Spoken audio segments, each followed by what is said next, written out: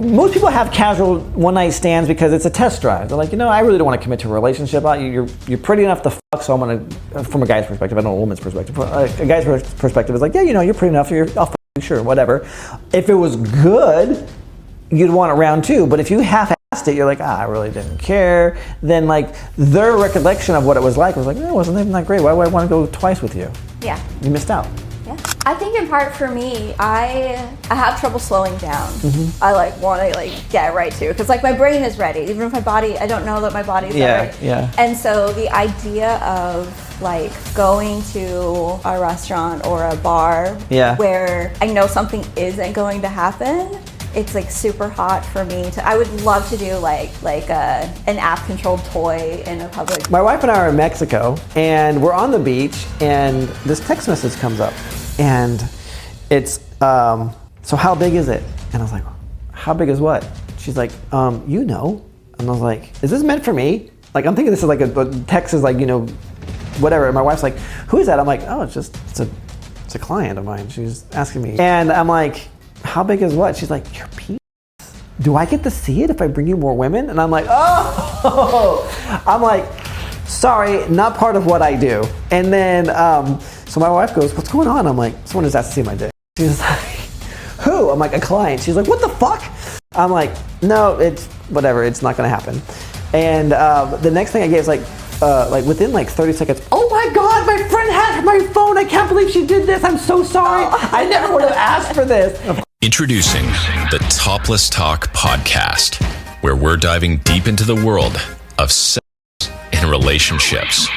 Join us as we explore the good, the bad, and the ugly, leaving no topic off limits. With your host, Ryan Nickel, we're on a mission to change 1 million lives through 1,000 episodes.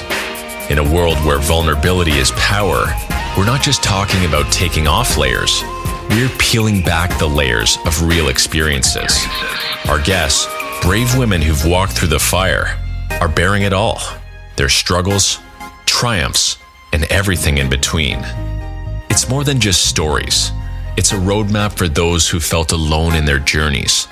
By sharing their transformation from the horrific to the heroic, these women become beacons of hope for others. Because in every tale of survival lies the potential for someone else's revival. So tune in, listen closely, and remember, ToplessTalk isn't just about shedding inhibitions. It's about finding connection in the rawness of human connection. Because when we share, we heal, we empower, and we transform. Welcome to a podcast where every story is a step towards 1 million changed lives. So this happens to me quite often as well. So the work that I do, you're not with your clients, correct? No. Yeah, so I'm very with my clients. I mean, I'm personally not sexual, but the work is sexual in nature.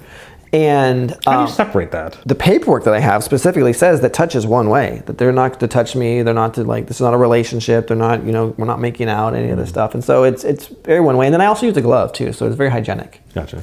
So there's that barrier, so it's non-emotional in that regard. Makes sense. However, when I do meet with people though, this just happened actually. So I worked with a woman, and there's a difference though between paying clients and clients that you kind of just do, volunteer, help work with kind of stuff. Yeah. So anyway, she got my book, she read it, she's like, wow, this is a really good book. I really can't afford you. And I was like, you know what? If you give me a nice review on Amazon, I'll gift you a session. And so she comes in, she gets the session, she's like, oh my God, I had no idea this is what you do. This is amazing. I'm gonna tell all my girlfriends about it. If I tell my girlfriends, can I have another session? I'm like, am I building some kind of dependency here with this person? So I was like, tell you what, if you get a referral from someone, I'll gift you another session. So my wife and I are in Mexico and we're on the beach and this text message comes up and it's, so how big is it? And I was like, how big is what? She's like, And I was like, is this meant for me? I'm thinking this is a text is whatever. And my wife's like, who is that? I'm like, oh, it's a client of mine. She's asking me. So you knew who it was once you saw the text? I did know who it was, okay. Yeah, because it shows up on the caller ID or whatever. And I'm like, how big is what? She's like, your penis. Do I get to see it if I bring you more women? And I'm like, oh, I'm like, sorry, not part of what I do. And then, so my wife goes, what's going on? I'm like, someone just asked to see my dick. She's like, who? I'm like, a client. She's like, what the fuck? I'm like, no, it's whatever. It's not going to happen. And the next thing I get is like within like 30 seconds, oh my God, my friend had my phone. I can't believe she did this. I'm so sorry. I never would have asked for this. Of course. And so like, yeah. And like, they're like towing the line. And I'm like, that's not how that works. So you can. They're dipping their toes. They want to see if they can, if you were just like. Am I going to hold my boundary? Am I firm about like, it? hell yeah, I'm going to do it. They're not going to be like, oh, don't send it to me. I mean, but it gives an excuse like, oh, my girlfriend stole my phone. She thought it'd be funny. Yeah. So that's her way out of it. Yeah. And so like, I believe that her thought of coming into it, and again, I do readings, and so my first contact with her was a reading, and she was like, holy shit, like, you know everything about me and my past. And so she had this idea of like, I bet you I could probably use my body to seduce this guy to get a little bit more of what I want, but I held that boundary very firm. I'm like, no, this is not what it is. And my wife goes, well, it's so funny. She always says, well, do you think she's attractive? I'm like, it doesn't matter if she's attractive or not. Because she thinks if like someone's attractive that I would say yes to that situation. I'm like, no, regardless of how attractive or unattractive I find the person, a boundary is a boundary when it comes to my work. But yeah, her idea was if I'm going to come into his area of expertise, then yeah, maybe I can turn this.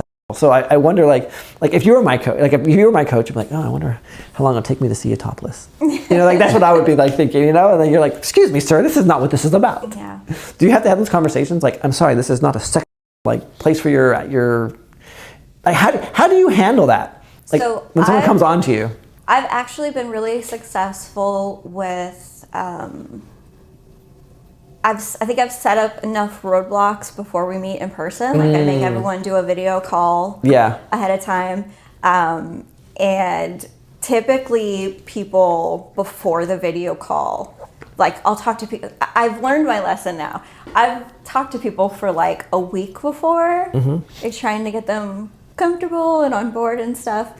And then like an hour between the video, before the free like video consultation, they're like, so at some point, are we going to have sex? Oh, the truth comes out, yes. Which is really frustrating.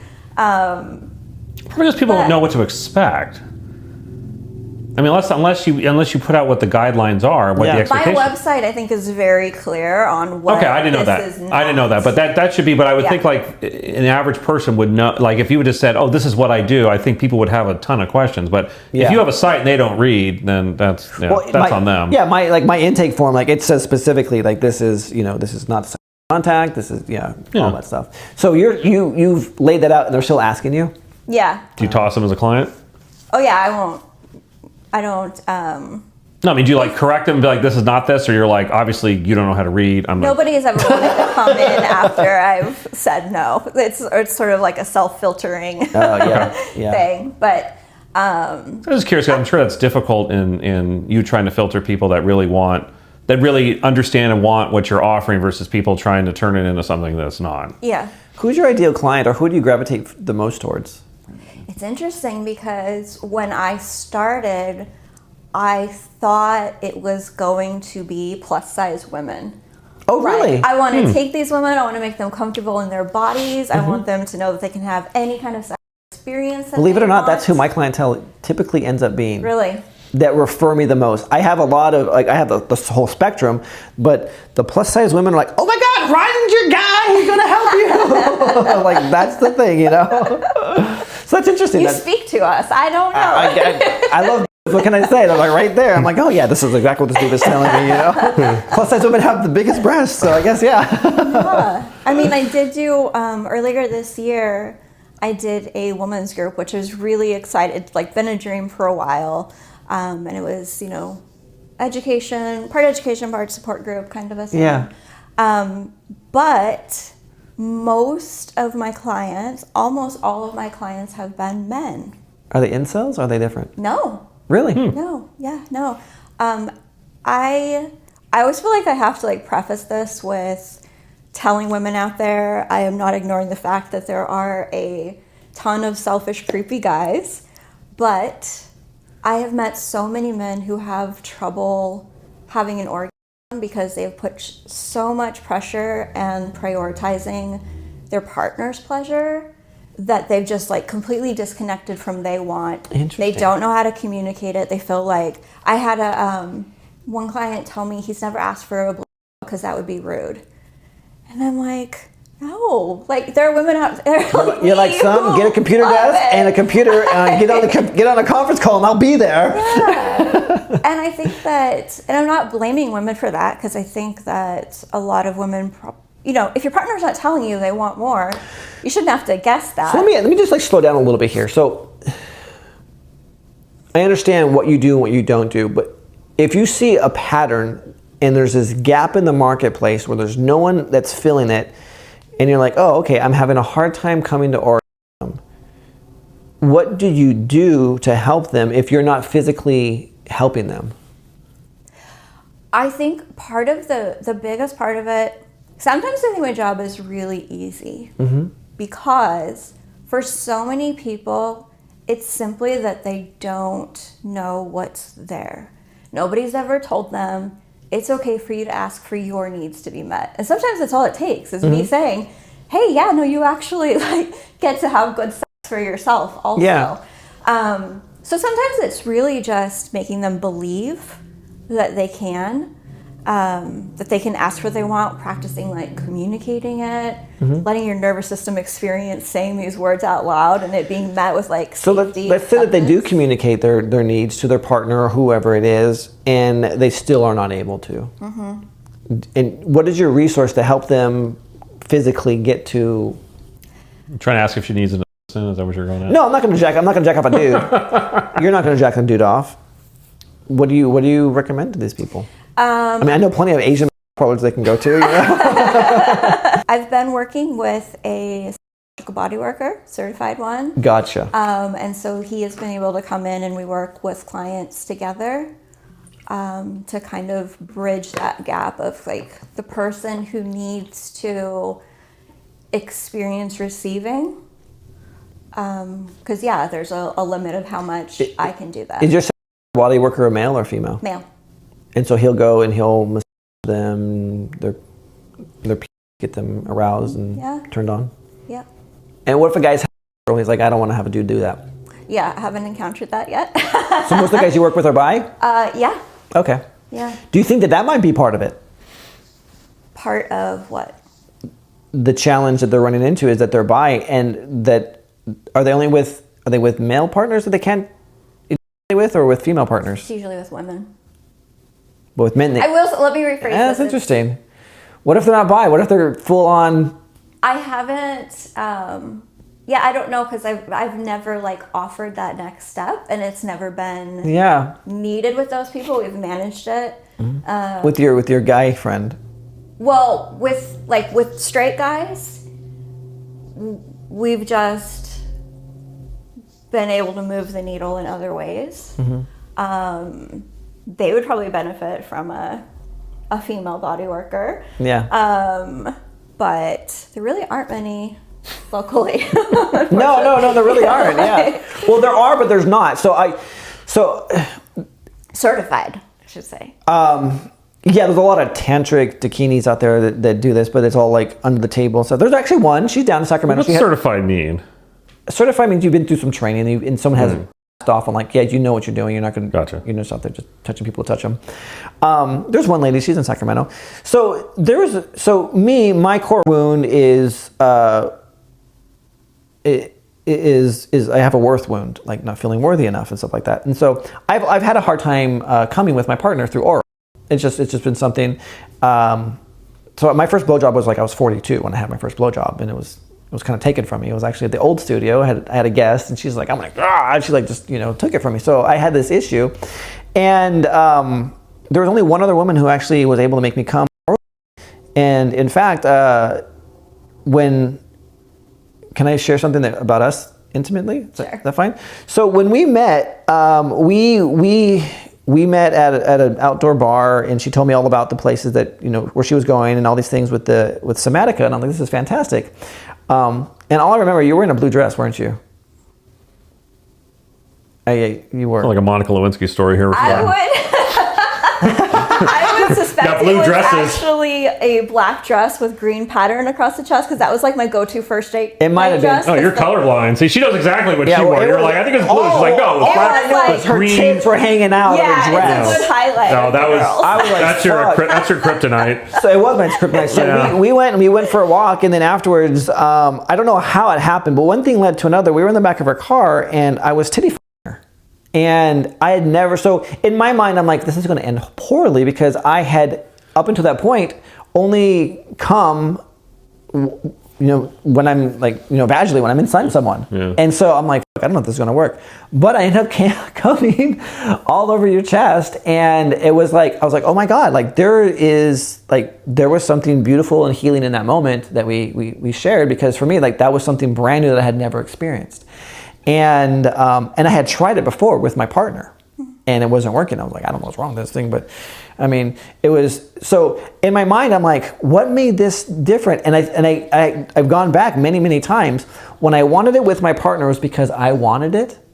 When I did it with you, it was because you said, this is something that you wanted. And so I was helping you. And I look at all of the things that I do. Do you think it was like a surprise factor? Like it's like, you're unwrapping a gift you didn't know was available. And it's like, oh, look, versus like if someone said. I think some of that has to do with it. Yeah, like it's a surprise, it's new. But also, part of my kink is like I love to please, and I love to know that other people are being turned on by me doing it. And so when she told me what her kink was, I was like, oh, shit. So it was like a double whammy for me. Gotcha. Yeah. And but since then I've looked at, I'm like, oh, I wonder if I have a problem receiving. And so I've looked at these different people, and they're like, oh yeah, what we're going to do is we're going to do some talk therapy. We're going to go back to your childhood, and then we'll get you on the table and we'll do some table work. And their process is like, it's $300 an hour, and we're going to do 6 hours worth of talk before we get you onto the table. And I'm like, are you kidding me? 6 hours? I'm like, in one session? I could do it all compressed, or I can do it, over time. I'm like $1,800 before you actually start to touch me.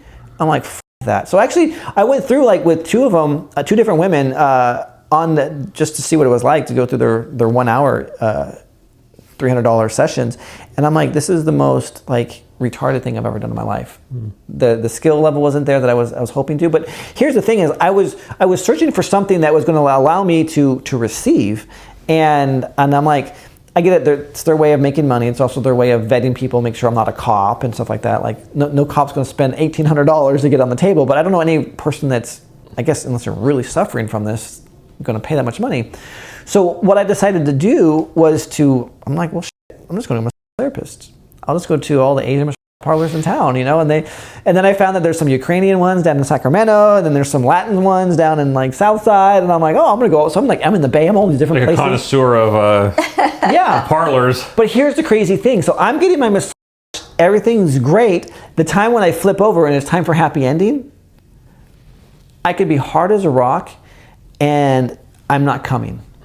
And she's like, okay, sir, okay, I'm charging more hours, I'm charging more time if you do this, because I'm not coming. I think it's because it's very transactional. Part of it's because it's transactional, but here's the thing, I found that I'm very much like sexual. I have to have a connection with someone.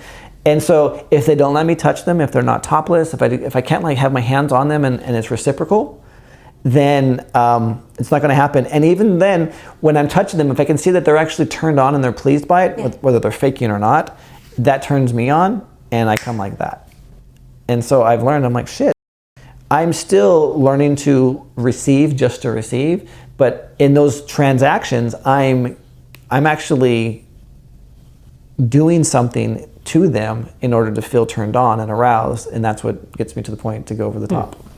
And so it's interesting. So yeah, I've been chasing this high for the longest time, trying to figure out with myself. And I've actually done this. I'm like, I'm just gonna sit back and just enjoy it. And they get pissed because I'm just smiling. I'm friendly. I'm like, oh, you're doing a great job. Keep going, And they're so fucking pissed because I'm not coming. It's like, sir, please come, please do this, And so that's why I ask about that specifically, because like if someone is, truly suffering from receiving, like what options really are there for them? Because I know I fit in that boat.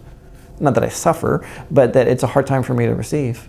Yeah. And to actually come, which frustrates my wife so much. What advice would you give them? On air, what advice, live demonstrate, what advice would you give me right here?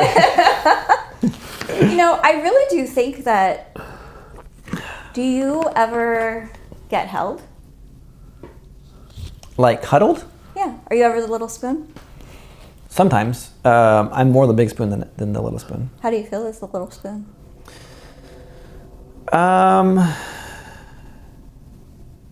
Sometimes like restless. And it's usually because I'm so used to falling asleep facing the direction that I am because I fall asleep spooning my wife. Mm-hmm. And so if we change directions, I usually don't fall asleep that way because I'm used to falling asleep the other way. That's why it's restless. Yeah. Yeah. Other than that, I'm always the big spoon, like in like the movie theaters or everywhere we go. Yeah.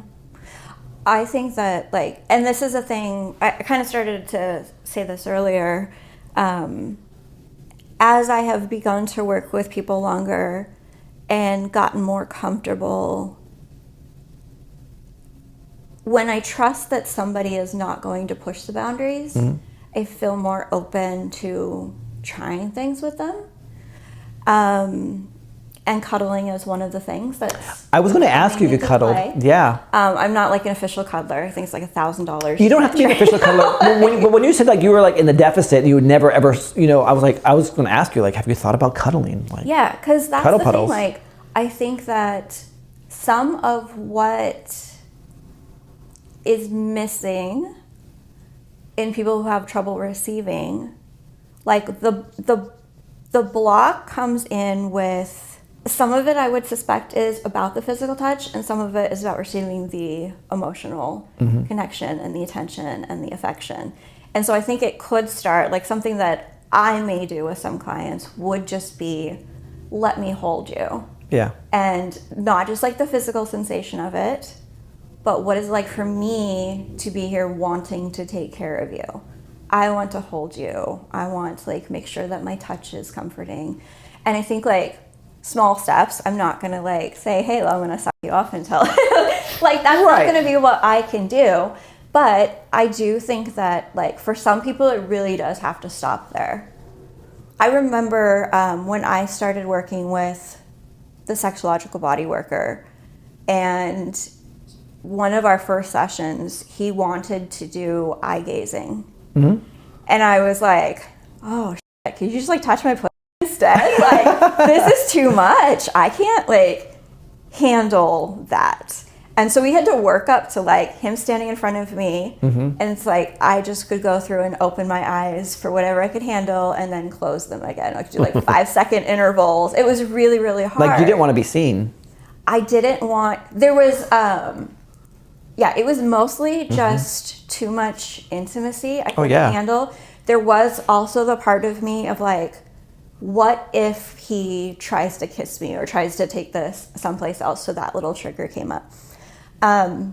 But earlier this year, for the first time, I made like legitimate eye contact during sex.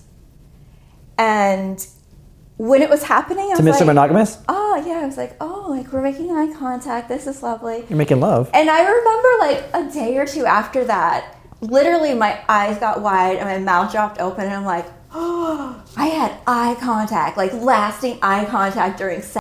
This is amazing. Yeah. And so, and I struggle with the receiving part too. Right. Oh, I can do it, same thing, if I can tell my partner really loves it.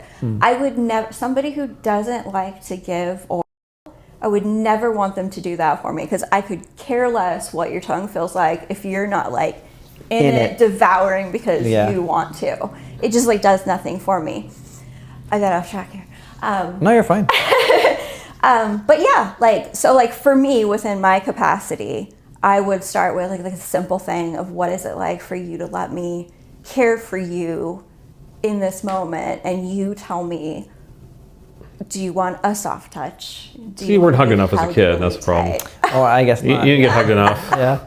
Well, no, I mean, it definitely was. But like, I remember coming home crying sometimes, like with my mom. My mom was a stay-at-home mom, and I'd come crying. She's like, what's wrong? I'm like, I have no friends.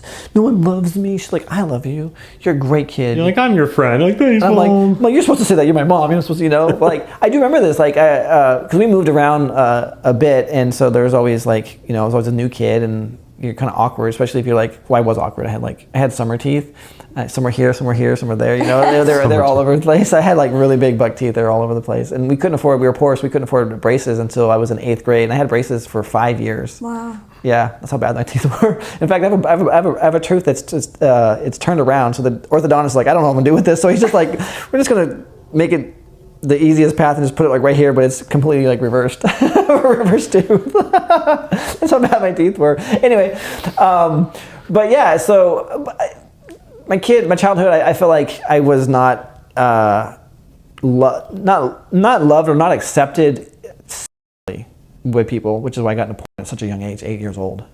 When I got into porn. But I was just thinking as we're talking here. Where were you finding porn at 8 years old? Right, they had the internet back then? No, they didn't have the internet. Were you like going to magazine stores and like hide them underneath your shirt? My friends' dads would have them. No. Yeah, and they're under the... At 8? Well, we're 8. Well, I know. Yeah. Obviously, the parents not 8. Well, no, yeah, when they're under like, yeah, for whatever reason, they always were under the, now I understand why, but they're always under the bathroom sink. Oh. Yeah. So it's like easy, open it up. I'm on the toilet here. I'm like, watch this. Okay. So like no, magazine, I get it. Yeah, okay. but they're always under the bathroom sink. But I was thinking, so there's this woman that she gave me a blow, and she's the first one I've ever like, came with, and I'm like, oh my God, like, what happened? Like, how did she do this? But I'm thinking about it. We had a reciprocal relationship that if she could get me to come, I would give her a nipple because she's never had a nipple. So it was transactional. I was serving her, she was serving me. She had skill, and I came, but at the time, I was trying to think, like, why did that work? But because I was going to do something in return for her. So if you're going to the parlors, if you could do something for them, you think it'd be different? It'd be a give and take versus just... Oh, it has to be. I've gone many times where I've not come if I couldn't touch them. If I can't touch them, if it's not reciprocal in some way or another, I can't come. That's the only reason why I go is to test where I'm at. Like, I don't really care to go to these massage parlors, which I haven't been in a while. But when I do go, like, that's my litmus test. Is like, is it reciprocal, or am I just going to sit here and get them frustrated? Well, but I mean, break a sweat. It makes sense for men to have trouble receiving. Because at what point in your life did you get a message that it was okay to receive, to put your needs first? Like, if you come before the woman does, like, you're a selfish partner. It's my fantasy, my hottest movie is so in Somatica. One of the things they teach is called this hottest movie. Like, what is your fantasy? What turns you on the most? Like, it is literally coming home to having two beautiful women, like, in maybe an apron or lingerie, but like, we've been waiting for you. Come on in, sit down, let us feed you, massage you. It's every guy's fantasy. Well, it might be. I've never heard a guy be like, you want two women to come home and they, feed you and... Oh no, terrible! Don't do that. Yucky. Yeah, right. Well, so, actually, there are. I mean, like, one of the things that we learn about, like, there are a lot of people who have, like, sort of like a more shadow fantasy. They want to feel neglected and used and taken advantage of. Like, that exists. So. Yeah. Something. Yeah, who knows? So that's like my fantasy. Like, I'm thinking, like, here, like, if I had a girl, like a woman right here, be like, like sitting here, like stroking my cock, she'd be like, oh, you deserve this. You're so strong. You're so beautiful. Whatever.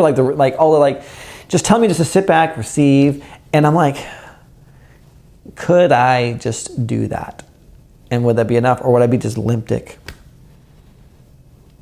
That's like, I mean. Well, if you're a suck-in situation, I can tag in.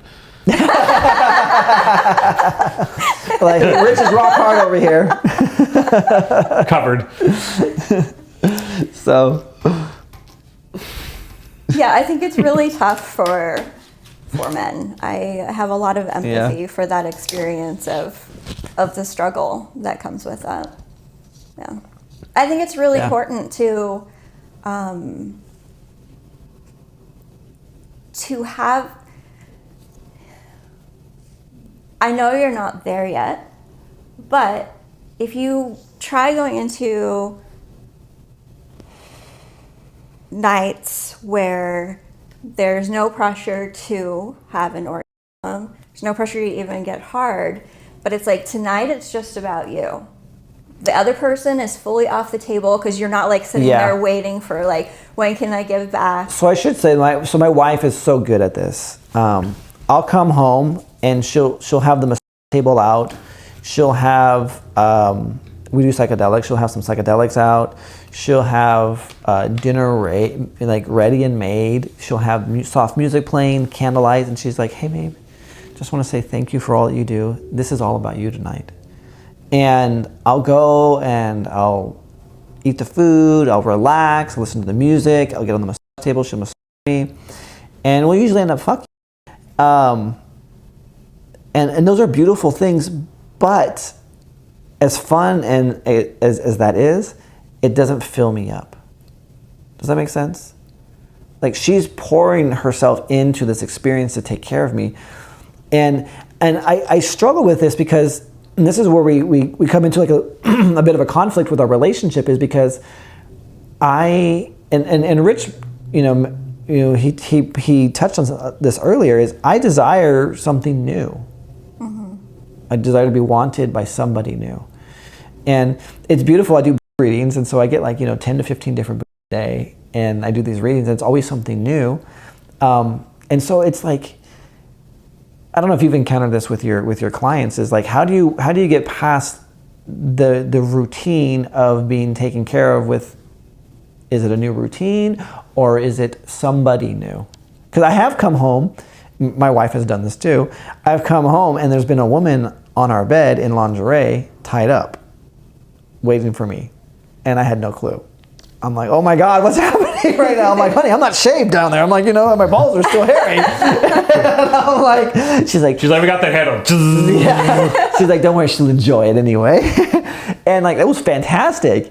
And, but you can't do that all the time. Like, the reality of that and the logistics that went into that, the planning and the foresight and all those things, like, it was a beautiful experience, but at the same time, it's like, that's not like, an everyday occurrence either. Mm-hmm. So I don't know. Like, I don't know if it's the receiving completely or if it's the receiving from somebody new. Well, first of all, I don't think it should lead to sex when it's your turn. Oh, she wants me so bad by the time. Yeah, but then your brain goes from, and remember, it's taking you X amount of years to get to this mindset. So it's not like, I don't know how many times you've done that, but it is a practice to heal from things also. It's very rarely like a switch, right? And so just because it feels like maybe it's not working, I wouldn't stop trying. And I really would well, I'm not going to stop getting massages. I really would make a separation though of before, with something leading to sex. Yeah. So do the you being taken care of, then eat dinner, then have sex. Some kind of break, so it really is truly only about your physical and emotional needs in that moment. I could try that, see what happens. Yeah. Everything leads to sex. I'm so terrible about that too. There's nothing wrong with that. Hey there, my book Healing is now available, and I'm excited to share it with you. This book has been a labor of love. I have dedicated a lot of time and energy and effort into making sure that this is the best book possible to help you get through whatever challenges it is that you're experiencing. Healing is basically, it's about your journey as a female and the male's role. So basically, this book, the subtitle is Her Journey, His Role, How I Discovered the Hidden Power of to Heal Trauma in Women. I am really excited to talk about and endorse Ryan Nickel, and actually healed, but I have trauma in my past, and so I knew that I needed a little bit of help. But in addition to that, I historically have a hard time reaching an orgasm. Ryan really took his time to talk to me and spend time going through some parts of my history, things I wanted to share, and then some exercises. I just felt just so relaxed and content. And then with my partner that evening, I was able to twice. So a lot of this is what I've discovered over the years to work with women in healing trauma, releasing trapped emotions in the body, and allowing them basically to start over fresh, to have a fresh start, to not let any of the past haunt them as they're moving forward, because they have this energy stuck inside their heart that is preventing them from moving forward with their life. They're repeating these cycles over and over. They're finding new partners, same story, new characters, same thing. And this book helps break that. Whether it's working with me directly as a practitioner, or you taking this and the knowledge inside here and running with it on your own with your own partners, this book will show you exactly what I do and how to break that cycle. I'm offering for a limited time. As you may know or you may not know, I do boob readings as well. Hello, my name is Alice Lamana, and I was given an amazing boob reading from Ryan last week, and it was the most amazing thing I've actually ever experienced. I would highly recommend Ryan. Oh my gosh, I highly recommend it. Try it, see what happens, see what you find out about yourself. My background is in social work. However, I do have a ToplessTalk show, and I've done over 1,500 boob readings. Your breasts change shape and size every single month. That has a lot to do with not only your hormones, but what's happening in real time with your relationship. And this book talks about that. It talks about how one breast is dedicated towards your friends and family, and the other one is towards your partners, and what each breast is telling you. I share with you what the biomarkers mean. However, what I'm offering for a limited time, I charge $50 for those readings.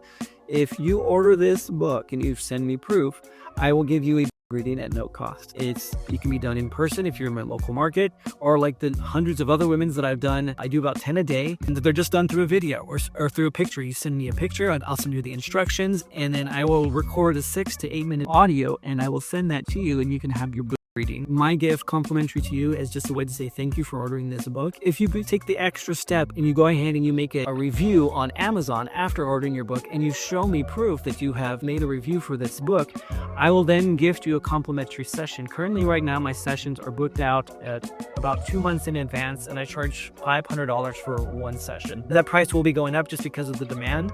However, as a way to say thank you for not only ordering this book, but also leaving a review, an honest review. I'm not asking for a 5-star review, just an honest review of what your thoughts were, what you took away from this book. I'll give you a complimentary session, $500 value, to work with me, as you'll see in this book exactly what that looks like, how that's helpful, what comes from that, and the benefits from it. So if this is something that is of interest to you, go ahead and grab my book. The link will be right here in the description, and I'll go ahead and give you, as a thank you, a complimentary boob reading if that's something that you desire. And then if you give a review, I'll also give you a complimentary session. In the meantime, thank you for all the support, and I'm happy to get this into your hands.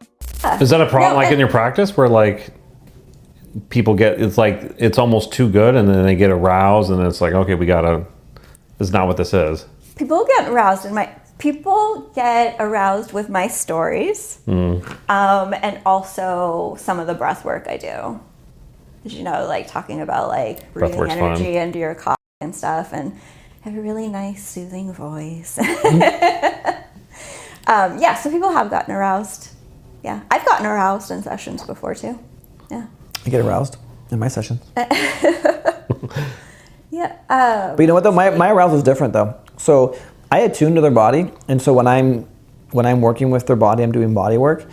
The more aroused I become, I'm like, oh, they're getting closer and closer to their own arousal because I'm attuned to them. So I use my body and my arousal as a barometer to gauge where they're at. Mm-hmm. Yeah.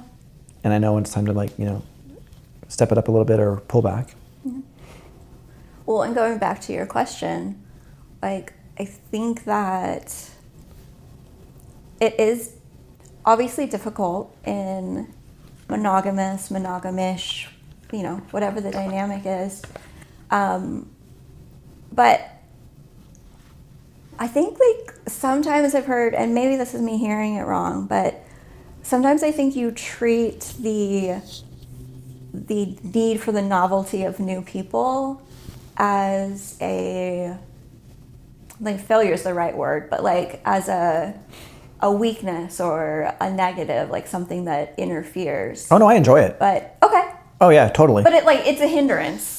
Right, because you can't just have access to that whenever you want. Not necessarily that. Like, well, I do, because I mean, I get all the time for readings, and that leads into stuff like that. But like, or I can jump on Reddit and be like, oh, hot wife is looking for a guy tonight. I'm like, oh, hey, what's going on? You know, I can, if we're open, I'll just, you know, hit that real quick. Where it becomes a hindrance is my partner, right? My wife.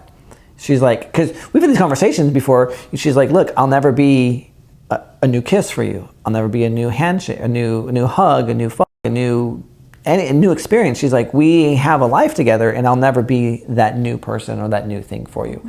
And so I can feel like a little bit of like her sadness that I'm craving something new and she knows that it's not her. Yeah.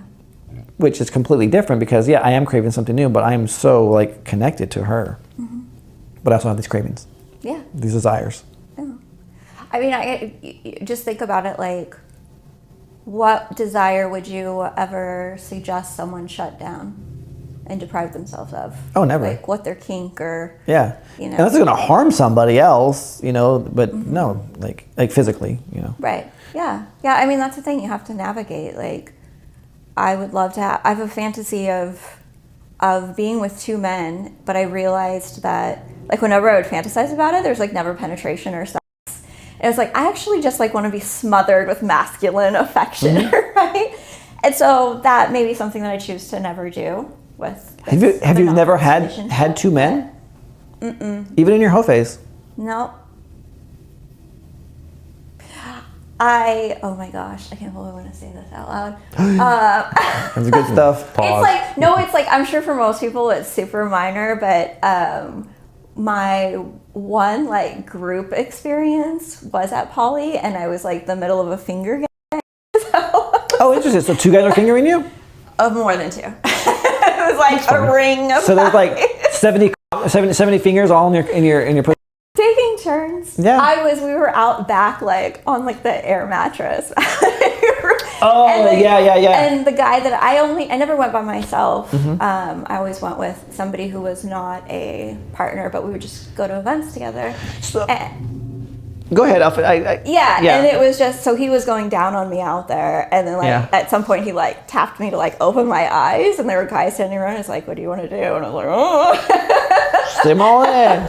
So I got a question. So in this finger game that's happening, Remind me to send this link to my mom. Yeah. Guess what? Do they get you off? Do you come? Do you order them? And then the guy goes, all right, next tag team, you're in, guy. And like, how do they know when you're done, or their hand gets tired and they move on to the next guy? Like, how does that work? I don't come with partners. Ever. Okay, so you've never come with a partner? No. Okay, so this finger game, what was the thrill and the excitement of that if you're not coming? It's all mental and emotional for me. Yeah. Which is just the attention that you're getting. I mean, it's connection. It like depends on the situation. Like right now, and I want to be clear about this, like I really think it has nothing to do with the sex. Like I would not change anything about the kind of sex that I'm having with my partner. It's great sex. Yeah. But my body like does not experience pleasure. Like I said before, orgasms are uncomfortable for me. Yeah. Because I don't feel any of the good stuff. Mm-hmm. It's just the clenching. So it's basically like I feel like this like spasm, which if you that's not good. No like if you're feeling it in your leg or whatever. Does your partner take it personally that you've never come with him? I think a little bit. Yeah. Yeah, like one time he talked about feeling like shit, but to his credit, the two times that I've ever felt what I would consider physical arousal with a partner, once when I was in that first relationship in my early 20s. Yeah.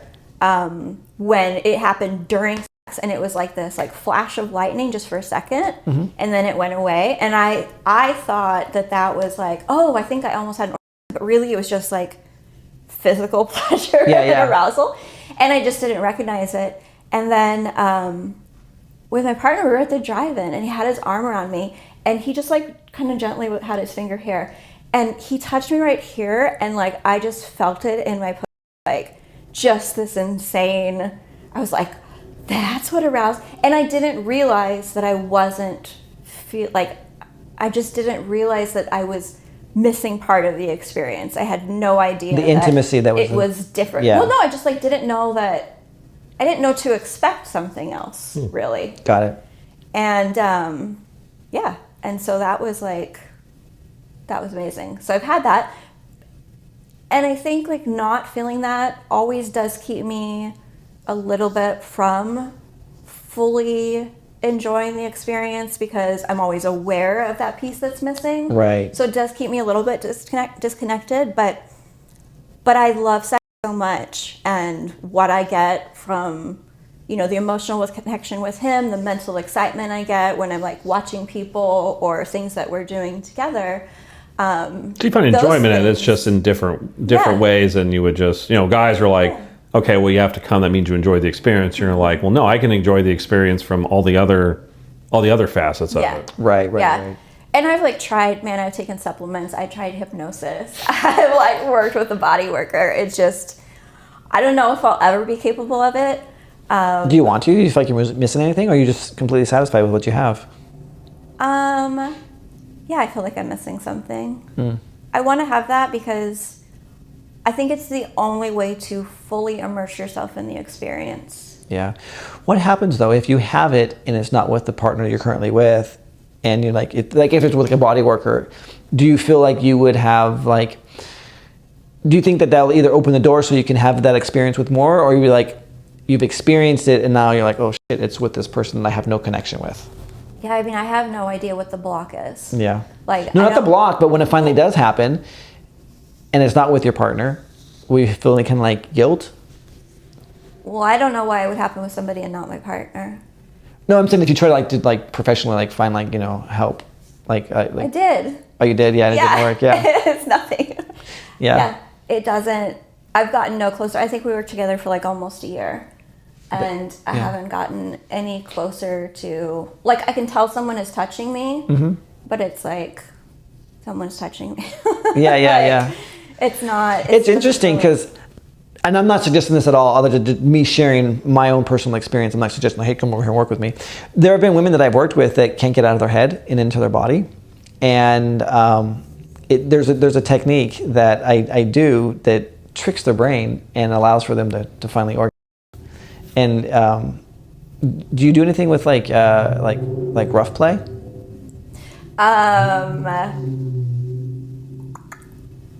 I've never really done much rough. Because it tricks the body. Because your mind goes, oh my God, what's happened over here? And then it naturally, if the guy knows he's skilled, he can trick you with one area, like slide a hand over here, and then, whoa, look what I'm doing with this end. It's why I love spanking. Yeah. Because in that sting, it's like your brain shuts off for a second.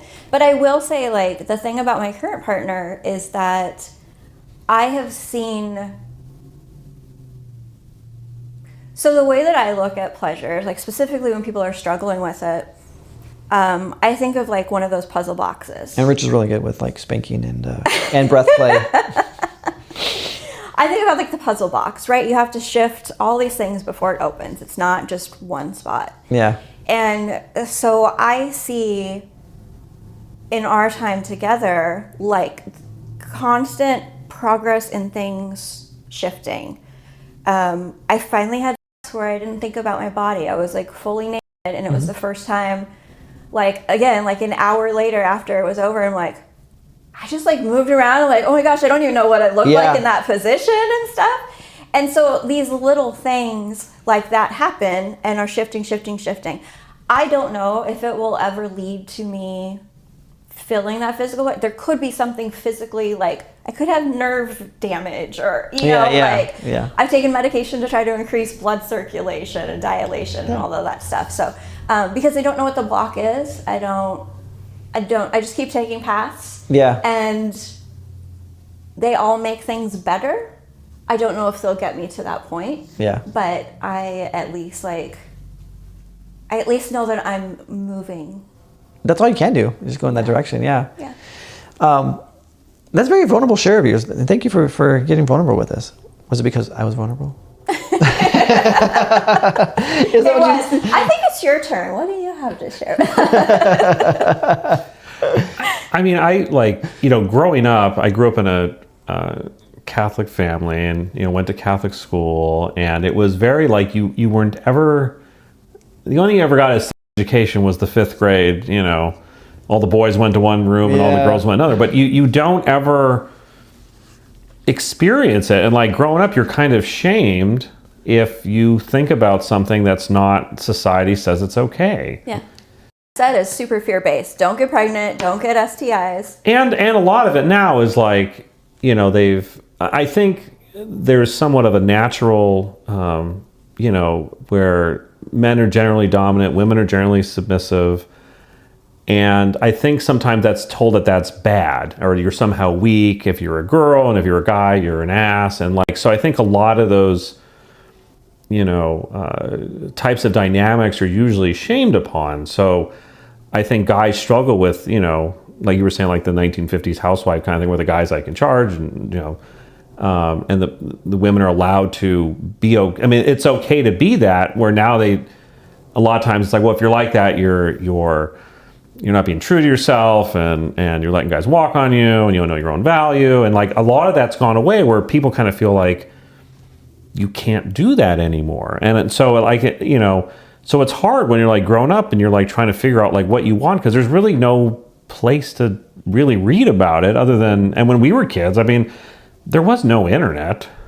I mean, it was AOL, and there was nothing there was nothing on there you were going to learn. I was going to be like, oh, I don't know about that. Yeah. Where now, so like, like with me, it's been nice that, my wife and I were able to like go to clubs and go try different things, and things I never would even think were possible, because you're with someone that enjoys it, and you're with someone that, even if it was something like we've talked, if it's like, if I wanted to do something that she wasn't into, like she'd help me go find that experience. She wants to, she wants to be there because she doesn't want to miss out on it. But at the same time, she's okay. If you want to try that, then, we'll go do that with you, and I'll be your biggest cheerleader. And that's fun. So where most of the time people don't get to have that, it's like, oh, you want to do that? What's wrong with you? Yeah. Or if you were going to have some type of fantasy with multiple people, then it turns into what? Is one person not good enough, or I'm not good enough? Like it just, so like with me, it's just been, you're repressed up until you're, like with me, I was probably, in my 40s till you started really understanding what was even out there. Right. Yeah. My parents were very traditional, there was no parties at my parents' house. None of that happened,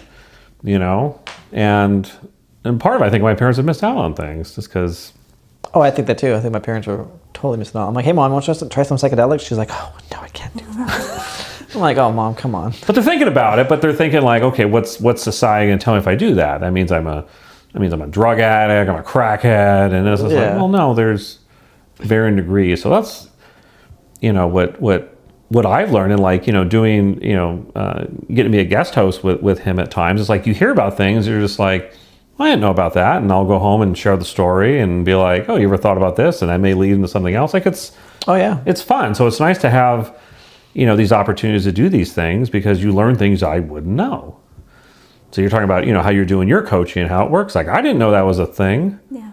I mean, I may think it is somewhere in my head, but until you start explaining like how it works, and I didn't know. So now I'm like, oh, that's interesting. Like, that probably helps a lot of people, and it's probably fun, and it's. Well, and this also like promotes her too, because now she can like, share her website. Absolutely. Which we want you to do. We want you to share how they can get a hold of you. Yeah. So that people can be like, yes, I want to. Yeah. So someone's coach with Heather. How would they find you? holisticeros.com. You want to spell that? Yeah. So it's holistic, but Eros is EROS, right? Yeah. Yeah. Yeah. Holistic and Eros. I think there's like, some people use the W, it's just HOLISTICEROS. Oh yeah, holistic with an H. Yeah. Yeah. Yeah, and I chose that because I think that a lot of what people learn about, like the holistic part was really important to me. I'm sorry, this is so funny because you're like, my website explains it all, you're holistic, and then the guy still is like, so when are we going to have sex? I was like, what did you miss? Where did you go wrong? The website's holistic arrows, like, because people don't read. It's like holistic. Signing contracts. Nobody reads them. They're just like, what does this say? Oh, this says that you get $1 million. I didn't read the one I signed when I got here. People don't read them. I mean, you don't know what you've consented to, but it says you're going to get topless for us, right? Yeah. But I think that's just common. People just don't. Yeah. So sorry, holistic arrows. Okay, but it's like No, it's like I the holistic part was really important to me because so much like education, right? Like the stuff you get in school, you might get some anatomy and stuff. It's really like the physical piece. Yeah. But when somebody's like wants to come be a client because they want to be a better lover, it's like we can do that, but you're going to be surprised that I'm not going to be like listing different positions and stuff. Like, we're going to be talking about your core desires and your communication. It's so funny you say that because I pirated the sex course before I got into all of this stuff, and I went straight to the the positions, all of these things, and I bypassed the most important thing, which was eye gazing and breath work. Yeah. And I'm like if I ever wanted to really deepen my intimacy with my partner or partners, the eye gazing and the breath work is what really solidifies the deal. Like the breathing aspect, like how do you really bring your presence through your breath? Yeah. And I think what some people don't understand when I try to talk about the important thing to talk about. Yeah, right. But, and also people are like, well, I'm just having casual sex. These are one night stands. Yeah. Like, I don't need to create intimacy with this person. And it's like, well, actually you do. Even if it's for, 10 minutes, whatever you got in you. Like, you're with this person. You chose this person. Yeah. Whether they were the person on the street corner, in the club, or for whatever reason, like you have to... And their impression of you too. Engaging with them as more than a whole, right? Like, that's exactly what I was thinking too. Like, it's a whole to you because, like, most people have casual one night stands because it's a test drive. They're like, I really don't want to commit to a relationship. You're pretty enough to fuck, so I'm gonna. From a guy's perspective, I don't know a woman's perspective. A guy's perspective is like, you're pretty enough. I'll fuck you, sure, whatever. If it was good, you'd want it round two. But if you half-assed it, you're like, I really didn't care. Then like their recollection of what it was like was like, it wasn't even that great. Why would I want to go twice with you? Yeah. You missed out. Yeah. Yeah. What is I'm curious now that I said this. What is a woman's perspective of a one night stand? I know my perspective is. I think it varies. Yeah. It really does. It's so unique. I'm sure that there are some women who want just that physical release and can be just give me your let's go. Detached. Yeah. And then when you're done, there's the door. Get out. Yeah. And even when I was having one night stands, though, it was about connection and attention. Yeah. Attention. I'm not going to say I'm a total attention whore. Nothing wrong with it. Yeah. Think about me all day and text me all day and make sure I know. Oh God, yes. Right. Yeah. But okay, princess. So what else about your website that you want them to know about you if they want to get in contact with you? Yeah. I will not have sex with you. So don't even try. So actually read what's on your site. Yeah. Okay. No, please do read Reading it. preferred. And, you have to trust me because, again, it's like some of the concepts that we bring up are so new. Like people they can't understand why some of it matters. So people need to come in with an open mind and not come in there thinking they know what you're going to do or not do and how it's going to play out. They really need to come in there, allow you to challenge them, for lack of a better word. Come with an open mind. We're going to talk about feelings. Yeah. We're going to breathe. We're going to do mindfulness exercises.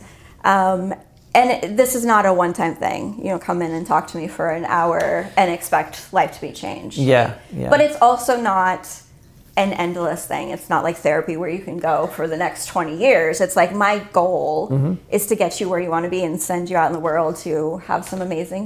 So if you're not doing, are you doing touch with them? Very rarely.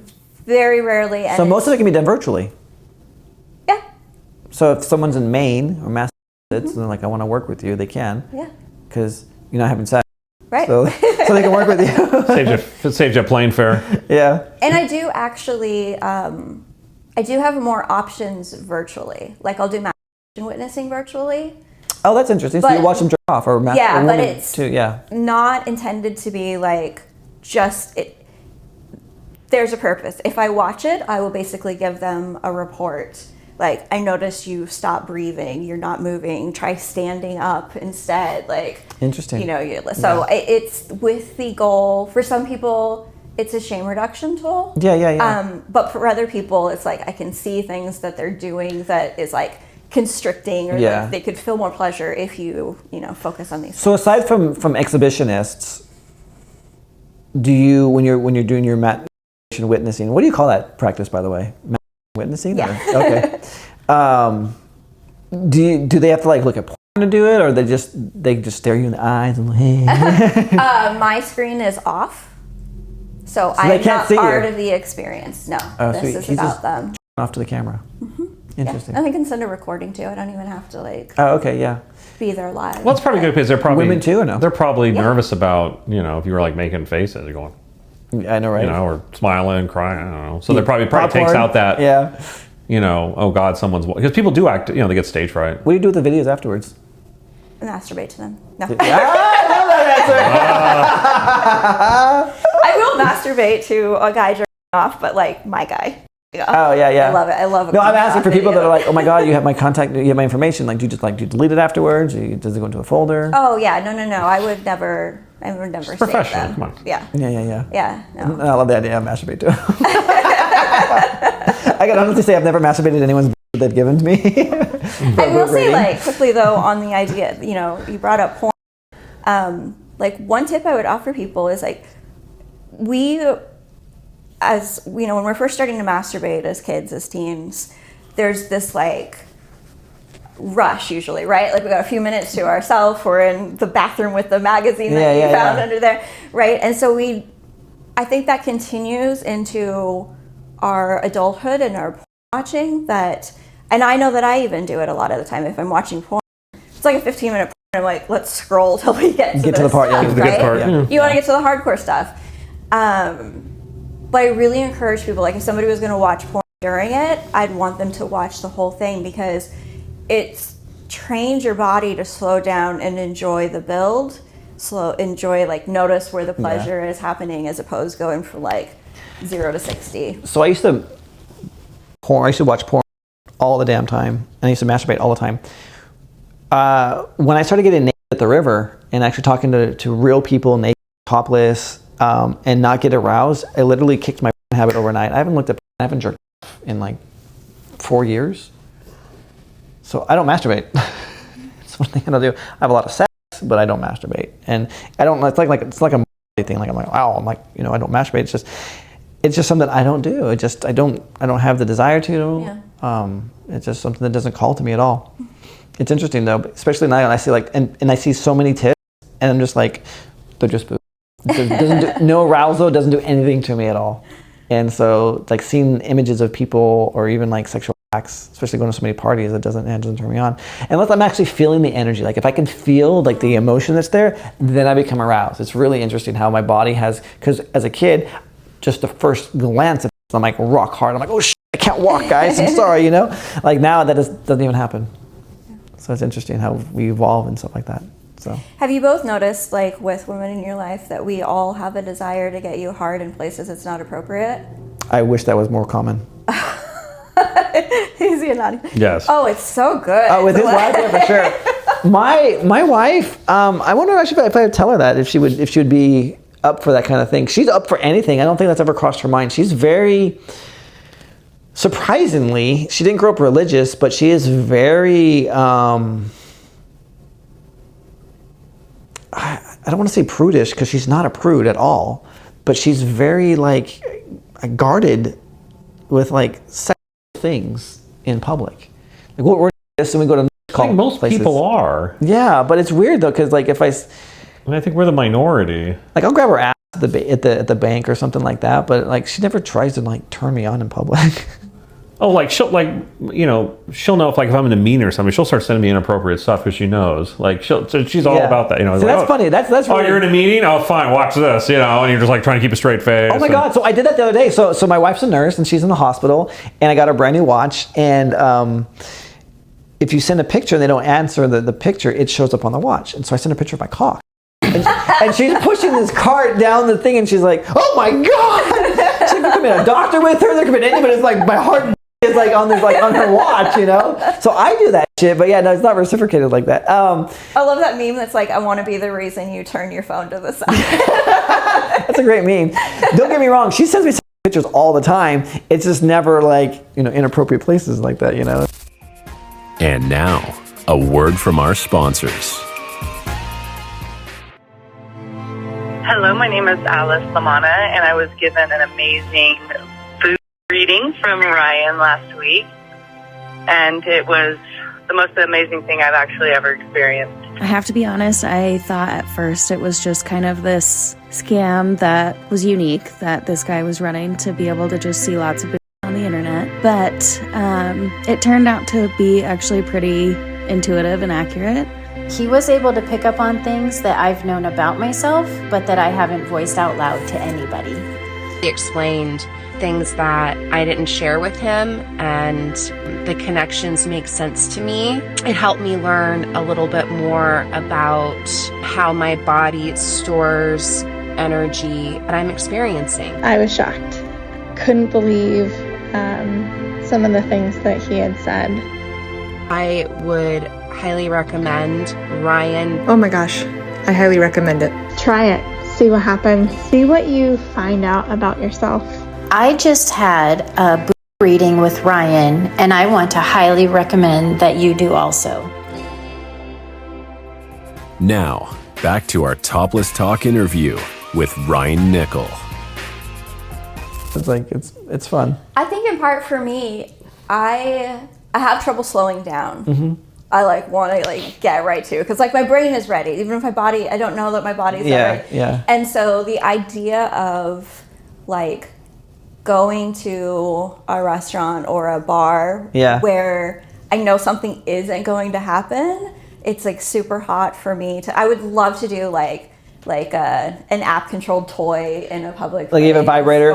Well, the things about it now, people know because the sounds they've gotten wise to it. Stuff's got pretty advanced now. Yeah. I mean, it's not like the rudimentary days where it's just you're going to hear it for blocks down the street. I mean, now they got all sorts of fun toys. Yeah. Go to the place down the street here, and there's thousands of them. Oh God, I know. Oh yeah, I mean, I'd love to rub a car under a table. Mm-hmm.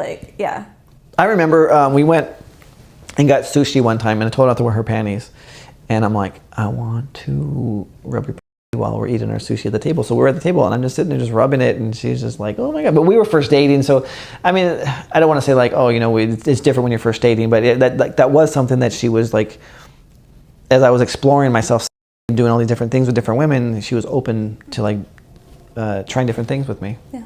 And we haven't done anything like that since. Actually, I was in the movie theater the other night. I was thinking about putting the armrest up and because we had a blanket on because she was cold, and it's put my hand down there and start rubbing her. But I didn't because I was eating my popcorn. I was enjoying my popcorn too much. I've never made it through a drive-through movie. Seriously? Yeah. Oh my God. It always leads to something. Always leads to something, doesn't it? Yeah. See, it always goes to sex.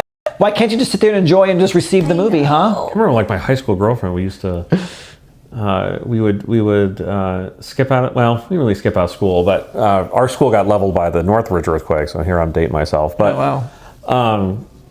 And we were on split schedules, right? So a lot of times we would when we were done with school, one of us was driving, and we would go to the theater at Universal City Walk, during the day, because no one would be there, and that was our spot to go mess around, because no one was, we pick the worst movie and just find the theater that's empty. That was the ideal thing. Yeah. Oh, that's kind of cool. Yeah.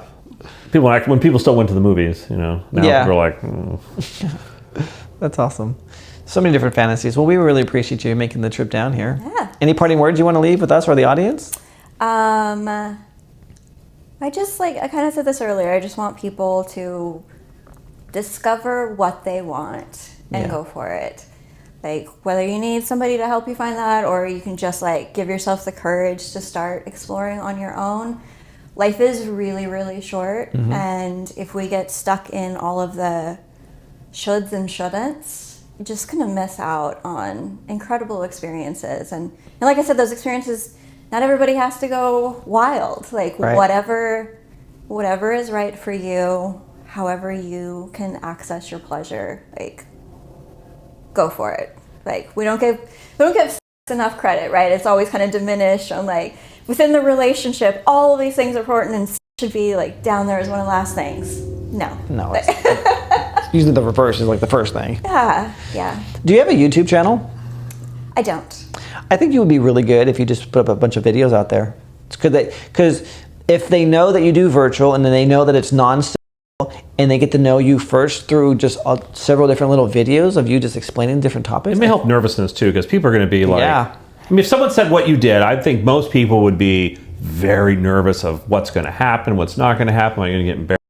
Yeah, I think it would be a beautiful. Or maybe if you had, you were possibly, if you had a client that was open to maybe, being interviewed, but have their voice change, and whatever they were comfortable with, so people could hear a story about, what would their experience like, and it's kind of just like any other Google or Yelp review. It's what was the restaurant like? Oh, I had the I had the enchilada plate. It was great. Then you feel a little more comfortable, like, oh, look, this place has got good reviews, versus being the first person in. So that might actually help people be like, oh, this is something I want to try. This is interesting. I didn't know this was out there. I actually started a Fansly page for my coaching. For your coaching? For my coaching, because I thought, like... You know what Fansly is? Is that version of OnlyFans? It is, yeah. And I chose Fansly because you would always say in dating apps, people were like, I don't want your OnlyFans page. And I was like, so if anybody asks me if I have an OnlyFans, because nobody's going to ask if you have a Fansly. Like, nope, I don't have an OnlyFans. But you have Fansly. I mean, I've been on Fansly, and surprisingly, it's for fans, but it's mainly for sex work and stuff like that.